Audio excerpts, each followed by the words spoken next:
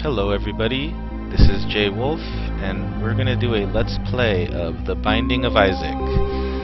This is a game by Edmund McMillan, famous for Super Meat Boy and Gish and a lot of other pretty cool indie games. This is one of his newer titles, The Binding of Isaac, with the Wrath of the Lamb update included.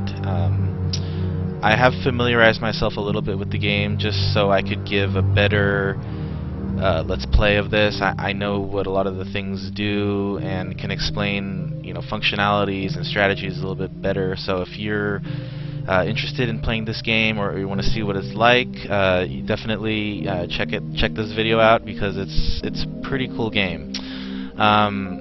Before I go too much into it, let me just say that it is a roguelike dungeon crawler, very similar to the style of the Legend of Zelda dungeons on the classic, NES. That's what it initially reminded me of. As you can tell, the art set is much more Newgrounds-ish. It has a very flash-looking art style, which I actually really like. So, without further ado, let's get going.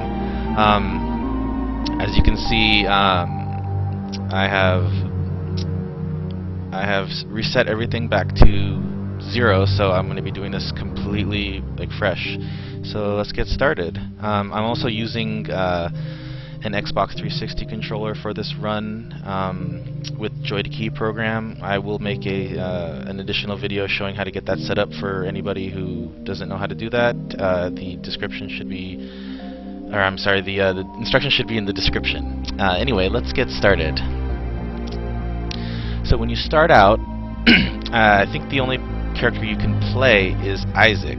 So you can see below the name they have the stats: heart containers, the boot is run speed, and the sword is attack damage. Below that you'll notice, a little. Oh, right now it says none, but that is a starting item. Some of the characters have. Actually, I think most of the characters have a starting item, and even Isaac will get one later on, but as of right now you start absolutely bare bones with nothing, so let's get started. You always start out in the cellar levels, and with the Wrath of the Lamb update you actually can experience alternate versions of every floor, I believe. So right now this is the very basic stage. The enemies here are not too difficult. It's much more easy to just start searching through the dungeon rather than having them throwing extremely hard enemies at you. So these enemies are really basic. You actually notice that Isaac shoots tears out of his eyes and face. That's your main weapon of the game. You don't have any other weaponry aside from bombs, and sometimes you can get some upgrades that will give you additional abilities. For example, each of these rooms up here, it has a golden doorway. This is you can see it on the little mini-map in the top left as well. This is called a treasure room. If we go in here, there's usually one of these on every level, every floor of the level, so you'll run into a lot of these, and each of these has an item in it. It's completely random and it'll do something for you. So right now we have the hourglass, and it's not one of my favorite items, but we'll make it work. So let's see here. I will probably die several times on this Let's Play. I'm not doing it for any kind of record or whatever. I'm just doing it to have fun because I really enjoy this game, and I know you will too if you just give it a chance. You collect money, bombs, and keys, as you can see in the top middle of the screen. Those are your currency, and ways to find additional hidden secret rooms. Every floor has a secret room, and if you get the Wrath of the Lamb update, there will be a super secret room. So every floor will have essentially 2 secret rooms.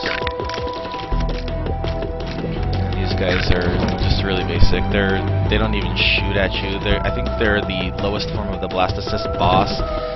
These are the spiders from the Wrath of the Lamb update. These are a little bit more of a dangerous starting opponent. They hop around.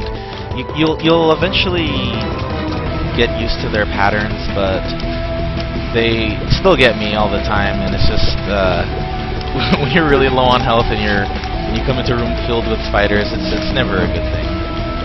You'll also know that notice that there's poops in the room, also spider webs, but the poops are actually something that may have an extra hidden item in it, so you always want to shoot them with your tears, or you can bomb them or whatever, but it's obviously the most economical to shoot them with your tears. This is another room that was added with the Wrath of the Lamb expansion update. This is called a sacrifice room. I'll explain that a little bit later, as I don't want to do it right now. Right now we are just trying to clear the floor out. As you can see, I've cleared every room except for the boss room and the store, and I haven't found the secret room. I did get my item, so they will usually give you a free treasure room on the first floor. After the first boss, all the treasure rooms on subsequent floors will be locked by default, so you can expect to have to find keys to open them. So we'll check out the first boss. Okay. Pin. Pin is an interesting boss. He's very similar to, I forget the name, but there's a boss just like him in Legend of Zelda, A Link to the Past. And, you know, very similar in fighting style, except he does shoot that green explosive thing that I do not want to get hit by, because I think it damages you for a full heart rather than half a heart. In these first couple floors, I think all the way up to the end of the game, you will only take half a heart of damage, mostly from most enemies.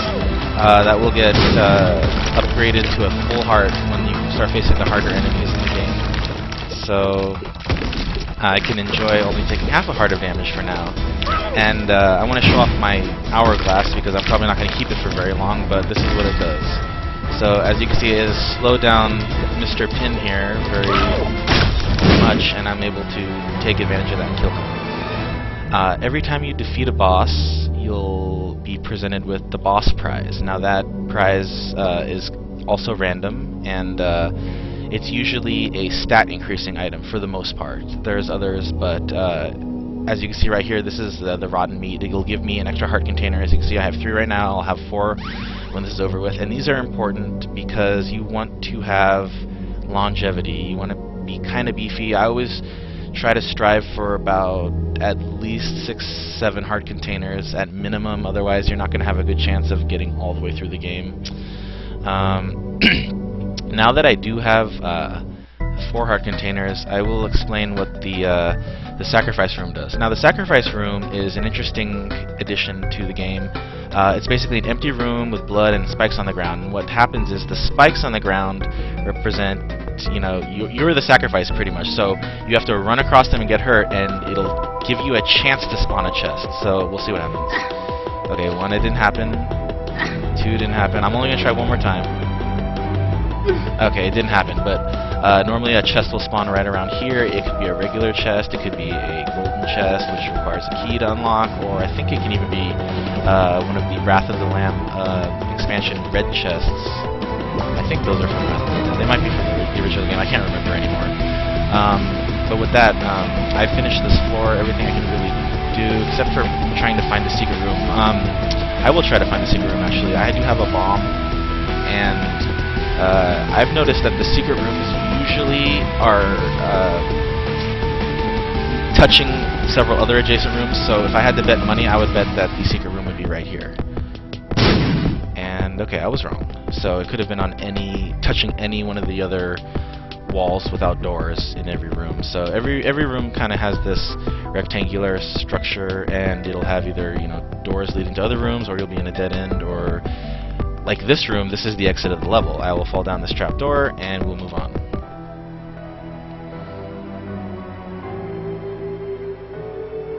And there's always an entertaining little cutscene there. Okay, every area, like we were just in the basement area, they'll have 2 floors of it. So this is, you know, as you can see in the bottom left, cellar 2. and it's just a continuation of the first area. Once I beat Cellar 2, we're going to move on to, I believe the caves are next. But they give you 2 levels of each area, and they can also be alternates at any given time. It's completely randomized, which is another great point of this game, actually. Every time you play Binding of Isaac, you will literally have a different experience. It's never the same twice. Everything is always different, and it's always a new challenge to try to beat the game with, you know, items that maybe are not as good, but, you know, they offer you a different set of techniques. And I've you know, had my fair share of wins where I didn't think I was going to win, but you can pull it off anyway. I'm going to cut the video here because it's been about 10 or so minutes, and I will be back with the next segment of this, and we'll continue on. Thank you very much for watching, and hope you enjoyed.